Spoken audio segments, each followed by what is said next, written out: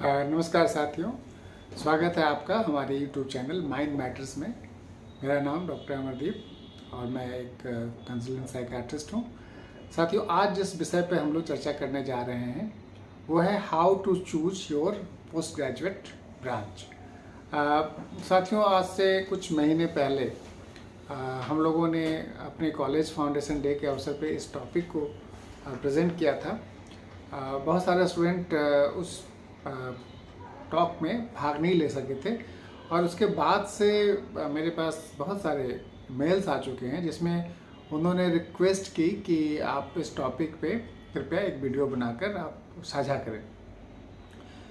जब इस टॉपिक पे वीडियो बनाने की बात आई तो मैंने पहले अपने यूट्यूब चैनल पे जाके हम लोगों ने देखा कि किस तरह की जानकारियाँ उपलब्ध हैं और हम लोगों ने पाया कि निश्चित तौर पे कुछ वीडियो उपलब्ध हैं जिससे कि आपको मदद मिलती है इस महत्वपूर्ण विषय पे अपने निर्णय लेने में।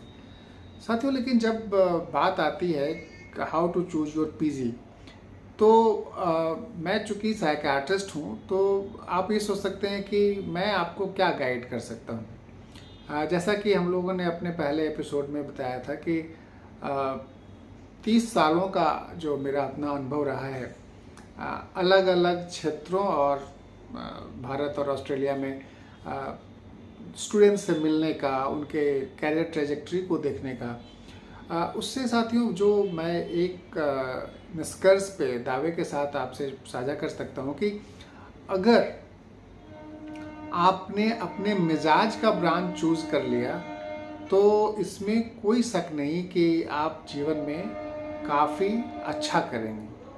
और अगर आपने अपने मिजाज का ब्रांच सेलेक्ट नहीं किया तो आप भले ही एक बहुत सक्सेसफुल डॉक्टर लोगों की नज़रों में हो जाएं, पर आप जीवन पर्यंत आपके अंदर एक अंतर्द्वंद, एक कन्फ्लिक्ट चलते रहती है और आप अंदर ही अंदर उस कन्फ्लिक्ट से परेशान होते हैं, जिसका असर कहीं ना कहीं आपके निजी ज़िंदगी पे, आपके प्रोफेशनल लाइफ पे पड़ता है।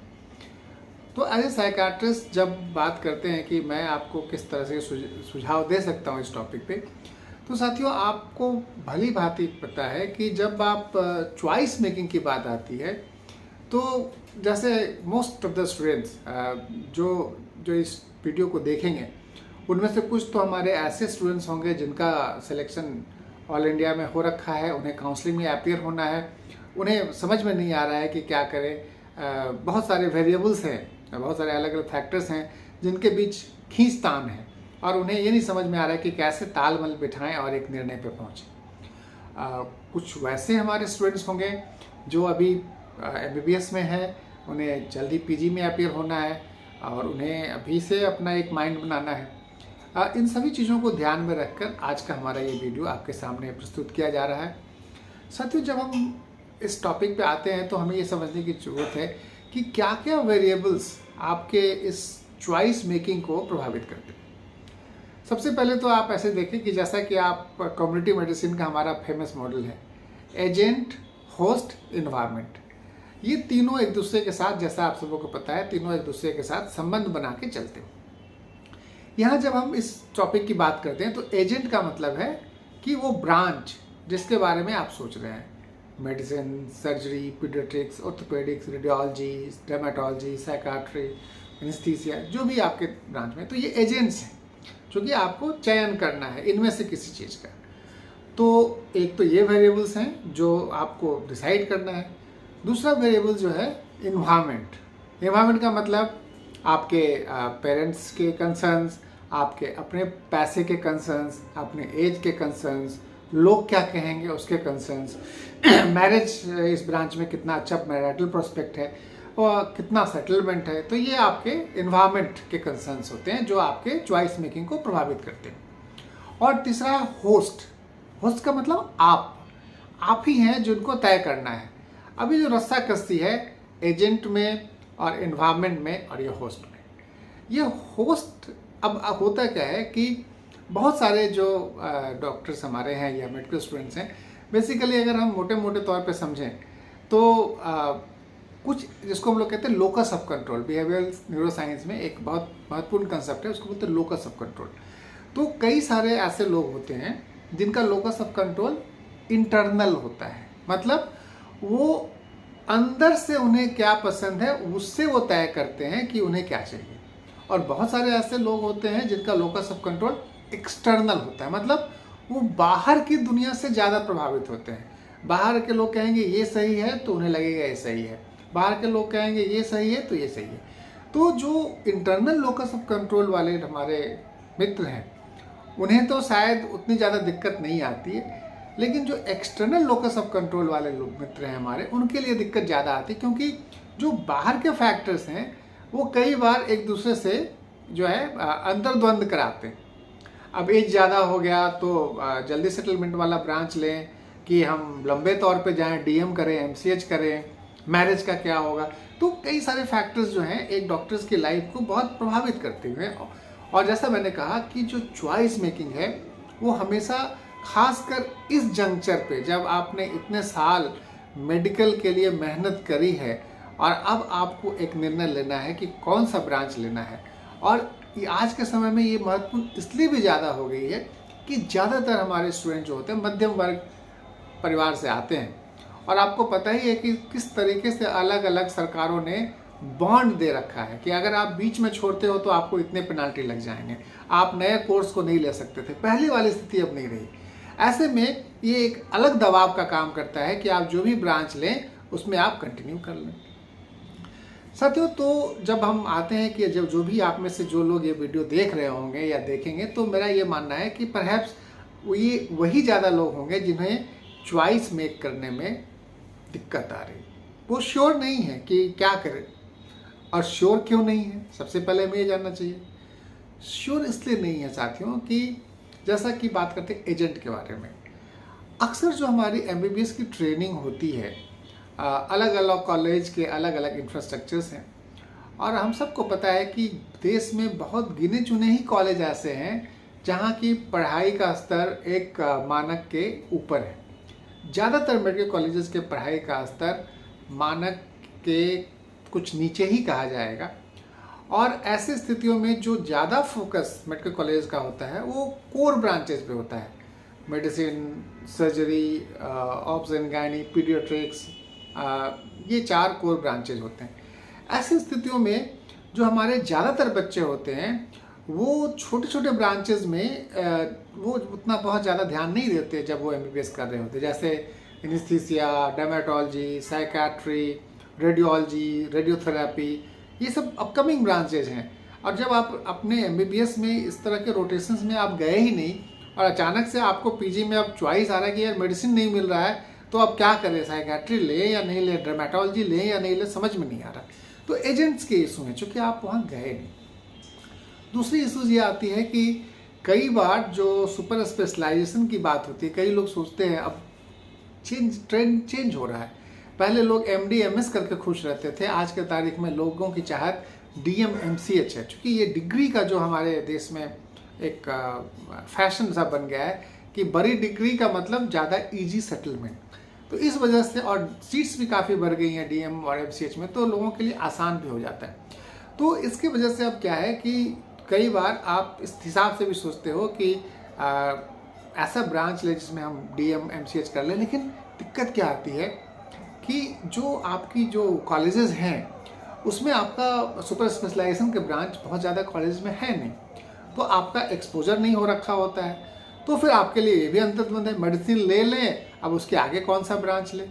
अब कई बार अब ये इस पर निर्भर करता है कि आपने अपने दिमाग में क्या फैंटेसी बना रखी है, बिना वास्तविकता को जाने हुए समझे हुए, तो कई बार आप उससे डिक्टेट होते हो। नतीजतन कई बार क्या होता है कि आप का जो चॉइस होता है वो आपके मिजाज से मैच नहीं करता। तो एजेंट की बात तो हो गई कि ब्रांचेज के बारे में ज़्यादातर चूँकि जिसके आपके एक्सपोजर है उसके बारे में तो शायद आप कुछ समझ पाते हैं, और जिनका एक्सपोजर नहीं जिन ब्रांचेस का, उसमें आपको बहुत दिक्कत आती है, उनके बारे में चूज़ कर लो। और जो मैंने यूट्यूब पे सर्च किया है कि अलग अलग ब्रांचेस के डॉक्टर्स के वीडियोस हैं, तो मुझे लगता है कि उनका अपने ब्रांच के बारे में जो विचार है संभवतः वो आपके लिए लाभदायक साबित हो सकता है।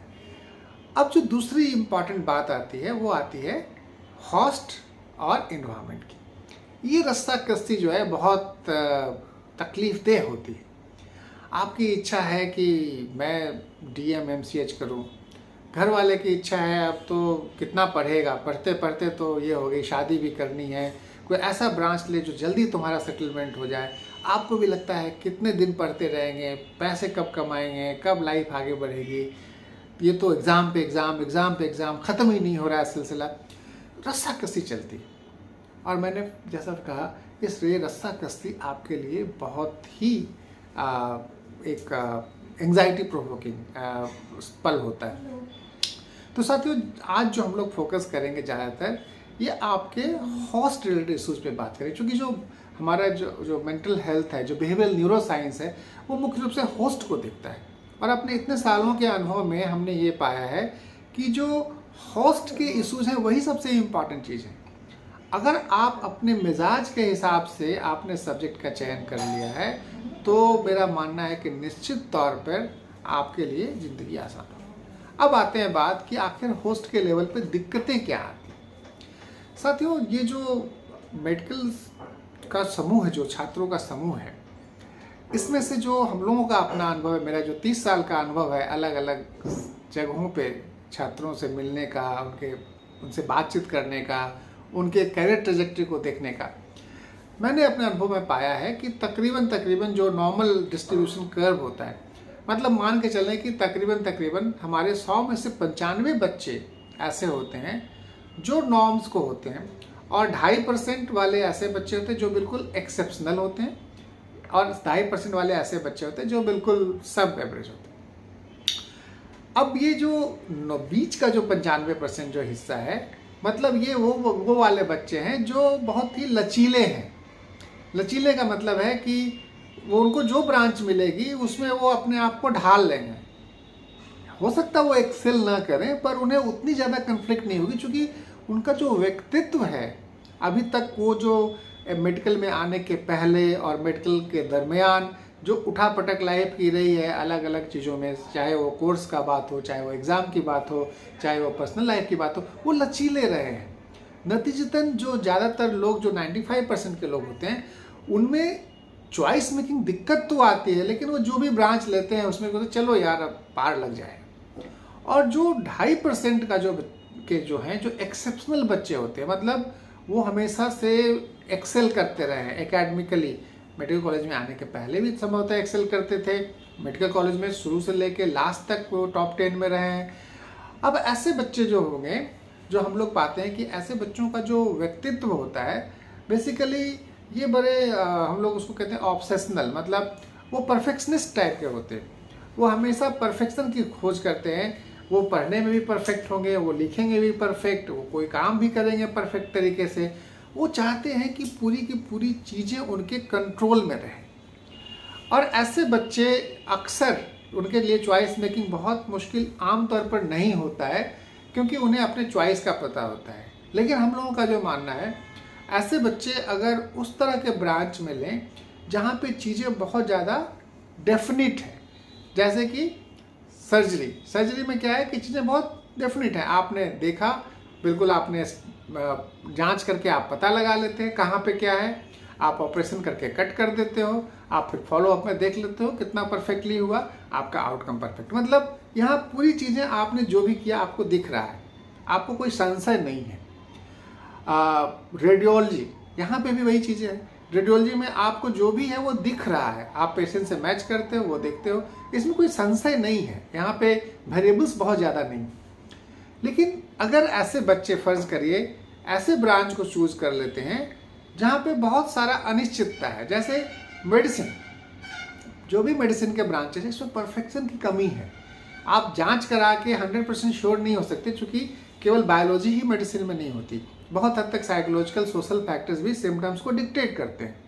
नतीजतन क्या होता है कि कई बार जो बहुत परफेक्शनिस्ट टाइप के बच्चे, जो बहुत एक्सलेंट बच्चे होते हैं और उन्हें काफ़ी अच्छा रैंक आता है और उनके पास सारे चॉइसेस होते हैं, अगर उन्होंने ऐसा ब्रांच चूज कर लिया जहाँ पे साइंस बिल्कुल परफेक्ट नहीं है, साइंस में इम्परफेक्शंस ज़्यादा है, जैसे साइकाट्री, इसमें इतनी ज़्यादा अनसर्टेनिटी, इतनी अनिश्चितता है कि कई बार आपको समय का इंतजार करना पड़ता है कि देखते हैं आगे क्या होता है।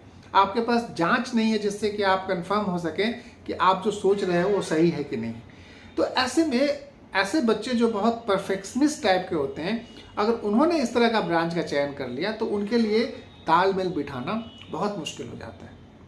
साथियों, मैंने अपने एम्स नई दिल्ली के ट्रेनिंग के दरमियान पाया कि कई सारे बच्चे जिन्होंने रेडियोलॉजी, जो टॉपर्स होते थे, उन्होंने रेडियोलॉजी चूज़ किया और कुछ महीने के बाद उन्होंने छोड़ दिया। उन्होंने कहा ये नहीं कर सकता, इसमें कोई पेशेंट नहीं है, मैं डॉक्टर बनने आया हूँ मरीजों के साथ समय बिताने के लिए, ना कि मशीन के साथ बैठ के गप करने के लिए। तो कहने का मतलब है कि कई बार आपके रॉन्ग चॉइसेस, अगर चॉइसेस मिसफिट हो जाते हैं तो आपके लिए उस ब्रांच से भागना ही आपको बेहतर महसूस होता है, और कई बार आप भागते नहीं हैं तो उसी के साथ झगड़ा कर करके ज़िंदगी चलाते हैं। अब आते हैं बात वो 95% बच्चे जो चॉइस मेकिंग में स्ट्रगल करते हैं। तो ऐसे में जो हम लोग अक्सर कहते हैं कि तुलनात्मक अध्ययन अगर आप करें चॉइस मेकिंग का, तो इसको ऐसे समझें कि जो हम लोग कहते हैं लव मैरिजेस और अरेंज मैरिजेस की बात हम लोग करते हैं। साथियों, जब आप अपने से अपने मैरिज के बारे में निर्णय नहीं ले पाते तो आप अपने पेरेंट्स को बोलते हो कि आप हमारे लिए वर या वधू, जो भी है, ब्राइड या ग्रूम, आप ढूंढ लें। तो यही हाल है जब आप वीडियोस देख के आप चॉइस मेकिंग करने की बात करते हैं। दैट मीन्स कि आप अपने सीनियर्स से, वैसे लोगों के, हम जैसे लोगों से आप पूछते हैं कि साहब क्या ब्रांच लें। और जब आप अपने पेरेंट्स से ब्रांच पूछते हो कि अपने लिए वर वधू ढूंढ दें, तो आपके पेरेंट्स का जो कंसर्न होता है आपके सेफ्टी और सिक्योरिटी का कंसर्न होता है। तो वो सोचते हैं कि अच्छा आप डॉक्टर हो तो आपके लिए अगर हम डॉक्टर ला दें, ब्राइड या ग्रूम, तो आपकी जो कैरियर, दोनों की तालमेल बन जाएगी, आप दोनों मिल के कमाओगे, आप दोनों अच्छा सेटअप बना दोगे, तो आपकी पैसे की अच्छी जुगाड़ हो जाएगी। तो जो पेरेंट्स होते हैं अरेंज मैरिजेज में, उनका जो मुख्य मुद्दा जो होता है वो आपके फाइनेंशियल सिक्योरिटी की होती है। तो वैसे ही आप हमसे पूछोगे सर कौन सा ब्रांच है जिसमें ज़्यादा पैसे आ जाएंगे मुझे, तो और मैं भी वही बताऊंगा कि भाई देख, तू ये ब्रांच लेगा ना तो इसमें इतनी कमाई है, ये ब्रांच लेगा तो इसमें इतनी कमाई है। तो यहाँ जो चॉइस मेकिंग वाली बात है कि तो लव अरेंज मैरिज में, लेकिन आप सबको पता है कि केवल पैसे से दुनिया नहीं चलती। आपकी शादी हो जाती है, आपने पेरेंट्स ने कहा बहुत बढ़िया, दोनों लड़का लड़की दोनों डॉक्टर हैं, दोनों कमाएंगे दोनों, लेकिन साथियों पैसे के अलावा जब आप जाते हैं रिलेशनशिप में तो आप पाते हैं कि नहीं, इमोशनल सिक्योरिटी भी उतनी ज़रूरी है, रिस्पेक्ट भी उतना ही ज़रूरी है, और फ्लेक्सिबिलिटी भी उतनी ज़रूरी है, तभी गाड़ी साथ साथ चलती है। वैसे ही जब आप ब्रांच का चयन करते हैं तो समझिए कि एक मैरिज ही है। रिश्ते तो टूट सकते हैं, आपकी रीमैरिज हो सकती है, लेकिन जिस ब्रांच में आपने पीजी कर लिया, आपने एसआरशिप कर लिया, तो वो तो पत्नी रहे न रहे, पति रहे न रहे, आपके जब तक आप जिंदा हैं तब तक वो ब्रांच आपके साथ है। तो कहने का मतलब है कि अगर आपने इस तरह से डिसीजन लिया जिसमें कि केवल फाइनेंशियल सिक्योरिटी आप देख रहे हो और आपका इमोशनल तालमेल नहीं बैठ रहा है, आप ब्रांच के साथ कंफर्टेबल नहीं हो, तो आपके लिए दिक्कतें आ सकती हैं। कई बार जो हम लोगों ने यूट्यूब वीडियो देखा है उसमें ज़्यादातर डॉक्टर्स की गाइडेंस होती है कि इसमें ये ब्रांच लोगे तो आप इसमें इतना पैसा कमाओगे, इसमें कम लोगे तो शुरुआत में आप इतने पैसे कमाओगे। साथियों, ये एक मिथ है। कोई भी ब्रांच ये गारंटी नहीं दे सकता है कि आपकी अर्निंग पोटेंशियल कितनी है। ये सारा कुछ आप पे निर्भर करता है। आपसे ब्रांच हो, आप ये कोशिश करें, ना कि ब्रांच से आप। कोई भी ऐसा ब्रांच दुनिया में नहीं बना है जो अपने आप में उसकी उपयोगिता नहीं। कोई भी ऐसा ब्रांच ऐसा नहीं बना जिसमें आप लेने के बाद आप गारंटी के साथ कह सकते हो कि आप सक्सेसफुल हो जाओगे। और कोई भी ब्रांड ऐसा नहीं बना है जिसमें आप कह सकते हो कि इसके बाद हमारा ग्रोथ अनलिमिटेड होगा। ये बहुत हद तक आपके मिजाज पे निर्भर करता है, आपकी काबिलियत पे निर्भर करता है। तो जब अरेंज मैरिजेस की बात आती है तो आप जब हमसे पूछते हो तो ज़्यादातर हम जैसे लोग आपको सिक्योरिटी की बात कर देते हैं कि देख ले भाई, ये ब्रांच में तो तुझे इतने साल लग जाएंगे, ये ब्रांच में तो तुझे इतने पैसे लगेंगे, ये ब्रांच लेगा तो तेरी शादी अच्छी लड़की से हो जाएगी। ये सारे जो एडवाइस हमारे हैं वो आपके फाइनेंशियल सिक्योरिटी को लेके है। हम आपके इमोशनल सिक्योरिटी, आपके मिजाज की बात नहीं करते। और जैसे मैंने बात किया कि कुछ बच्चे जो बिल्कुल परफेक्शनिस्ट मिजाज के हैं, उन बच्चों को वैसे ब्रांच लेने की से वो लाइफ में एक्सेल करेंगे जहाँ पे उनका कंट्रोल हो, वो चीज़ों को देख पाए, उन्होंने जो किया वो सही है या नहीं, आउटकम सही हुआ या नहीं। एक बात हो। अब आते हैं दूसरे बात पे। कई बार क्या होता है कि लव मैरिज की बात आती है। बहुत लोग ऐसे होते हैं जो कहते हैं नहीं साहब, हम तो अपने मिजाज से अपने लिए लड़की ढूंढेंगे। आप रिश्ते में जाते हो, रिश्ता फेल होता है, लव मैरिज भी फेल होते हैं। देखने में अच्छा लगता है, कुछ दिन आप साथ चलते हो, आपको लगता है कि ये रिश्ता नहीं चल सकता। हम लोग जब रोमांस कर रहे थे तब तक तो बहुत मज़े में थे, और जब शादी हो गई तो बिल्कुल रोल बदल गया। यही बात कई बार आपकी चॉइस मेकिंग पे भी होती है। कई बार जो आप ब्रांच के बारे में सोचते हो, कई बार वो फैंटेसाइज्ड होता है।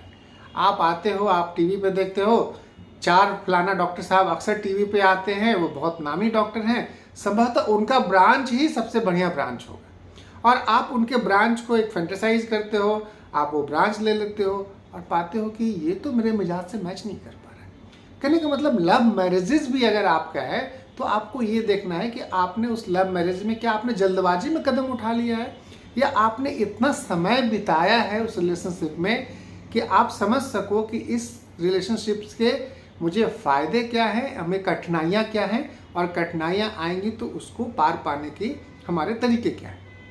वही चीज़ आपके ब्रांच चयन में भी होता है कि जब आप ब्रांच चयन करने जाते हो और आपने उस ब्रांच में कभी समय बिताया ही नहीं, आपने फैंटेसाइज कर लिया कि वो DMMCH करेंगे तो ऐसा हो जाएगा, वैसा हो जाएगा, और आप अचानक से उस ब्रांच में चले जाते हो और आप बिल्कुल सदमे में आ जाते हो कि ये क्या है, ये तो मैंने सोचा था कुछ, यहाँ कुछ और निकल गया। तो साथियों, जब आप सब्जेक्ट चयन की बात आता है तो ये बहुत महत्वपूर्ण है कि अगर आप अभी उस स्टेज पे नहीं पहुँचे हैं जहाँ पे आपको तुरंत कोई निर्णय लेना हो, तो सबसे महत्वपूर्ण जो MBBS की ट्रेनिंग है, जो आपकी इंटर्नशिप की ट्रेनिंग है, उसमें आप हर एक विषय में समय दें। कॉलेज में क्लिनिकल रोटेशंस में जाएं, मरीज के साथ समय बिताएं और देखें कि वो आपके साथ वो ब्रांच कैसा फिट बैठता है।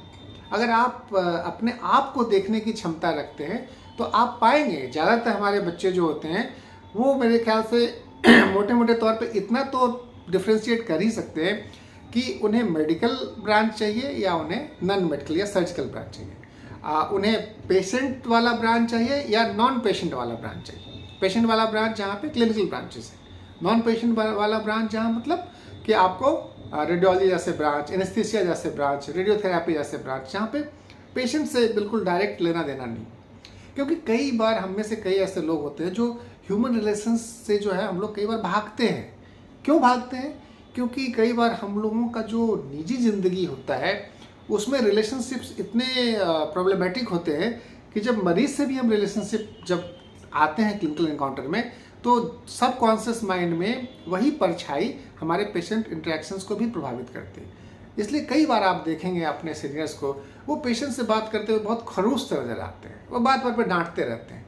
ऐसा नहीं कि वो चाहते हैं डांटना, उनकी परिस्थितियां ऐसी हैं ज़िंदगी की कि सब कॉन्शियसली वो वैसे ही व्यवहार करेंगे, और स्वाभाविक है जब आप ऐसा व्यवहार करेंगे तो फीडबैक भी वैसा आएगा और अंदर से आप अच्छा महसूस नहीं करेंगे। इसलिए ये बहुत ज़रूरी है कि अगर आप क्लिनिकल ब्रांच लेना चाहते हैं तो आप कंफर्टेबल होने चाहिए पेशेंट्स से डील करने में, उनके फैमिली मेम्बर्स से डील करने में। Breaking bad news, death, unpredictability, कुछ भी हो सकता है, इन इशूज़ को डील करने की आपकी क्षमता होनी चाहिए। इसलिए बहुत ज़रूरी है कि आप जब आप इंटर्नशिप के पहले तक आप हर एक ब्रांच में आएँ। और मैं अक्सर ऐसा कहता हूँ कि इट्स लाइक फ्लर्टिंग। आप रिलेशनशिप बना रहे हो, फ्लर्ट करो, आप मेडिसिन से फ्लर्ट करो, आप सर्जरी से फ्लर्ट करो, ऑब्स गायनी से करो, पीडिया से करो, ऑर्थोपेडिक्स से करो, साइकाट्रिस्ट से करो। You flirt with so many girls and then only you choose what is in your best interest, and कभी भी फैंटेसाइज करके आप इस निर्णय पे नहीं पहुंचे। कई बार हमारे बच्चे इतने अच्छे कॉलेज में नहीं होते कि उनके टीचर्स ऐसे होंगे कि उन्हें वो शेप अप कर देंगे कि तुम यही लो। तो ऐसी स्थितियों में हम लोग कहते हैं कि कोई बात नहीं, आज के तारीख में अवसरों की कमी नहीं है अगर आपके पास सोच है। तो हम लोग ऐसा कहते हैं कि आप ऐसा करें कि आप दूसरे कॉलेज में जब भी आपको समर ब्रेक्स मिले, आप जाके देखें जहाँ पे इस तरह के ब्रांचेज हैं, और कोई मना नहीं करेगा। यकीन मानिए, अगर आप अपने सीनियर कॉलीग्स से जाके बोलेंगे कि सर हमें इस ब्रांच में थोड़े समय बिताने 5 दिन 7 दिन, they will be more than happy to help. तीसरी बात आपने MBBS कर लिया, आपने PG का एंट्रेंस दिया, आपका सिलेक्शन नहीं हो पाया, डरने की कोई बात, घबराने की नहीं है। आप नॉन एकेडमिक जो JR होता है आप निश्चित तौर पे करें, जहाँ पे आपको लगता है कि मैं पोटेंशियल कैरियर का ऑप्शन देख सकता हूँ, और आप मन लगा के काम करें। साथियों, मेडिकल साइंस में डिग्री से ज़्यादा आपके अनुभव की, आपके कुशलता की, आपके स्किल्स की अहमियत है। आप कितनी भी डिग्री ले लें और अगर आप उस ब्रांच के हिसाब से कुशल नहीं हैं तो आपको दिक्कतें आ सकती है जीवन में। और अगर आपने बहुत ज़्यादा डिग्री नहीं भी लिया है और आपने व्यवहारिक कुशलता, आपके सब्जेक्ट की कुशलता है, तो आप जीवन में अच्छा करेंगे। तो साथियों, मेरे कहने का ये मतलब है कि जब आप PG चूज़ करने जा रहे हैं तो अपने आप को डेवलप करें कि आप चॉइस मेकिंग करें। कोई भी ब्रांच अच्छा बुरा नहीं होता, कोई भी ब्रांच में कोई ये नहीं कह सकता कि मैं इतना कमाऊंगा और इतना कमाऊंगा। आपसे ब्रांच बने ये आप कोशिश करें, ना कि ब्रांच से आप बने। लोगों की परवाह ना करें। अगर आप लोगों की परवाह करेंगे तो शायद आपको एक अंतर्द्वंद से ज़िंदगी भर गुजरना पड़ेगा। शायद यही वजह है कि हमारे बहुत सारे डॉक्टर्स में बहुत सारे मेंटल हेल्थ इश्यूज होते रहते हैं, anxiety, depression, substance abuse, suicidal tendencies, because एक तो पर्सनल लाइफ स्ट्रेसफुल है ही है, और आप जब ये जो आपका मोस्ट इम्पॉर्टेंट पार्ट, आप अपने जीवन के 24 घंटे में 8-10 घंटे जिस ब्रांच के साथ समय बिताएंगे, अगर वही आपके मिजाज के हिसाब से नहीं होगा तो ये एक अननेसेसरी स्ट्रेस का काम करता है। नतीजतन डॉक्टर्स की फिजिकल हेल्थ, मेंटल हेल्थ भी बुरी तरीके से प्रभावित होती है। साथियों, आज के इस जो एपिसोड्स में हम लोगों ने यही बताने की कोशिश की है। उम्मीद है आपको इस एपिसोड से कुछ लाभ होगा, और अगले एपिसोड में हम लोग कुछ और टॉपिक को लेकर आएंगे। आपका हमारे साथ बने रहने के लिए बहुत बहुत धन्यवाद। नमस्कार।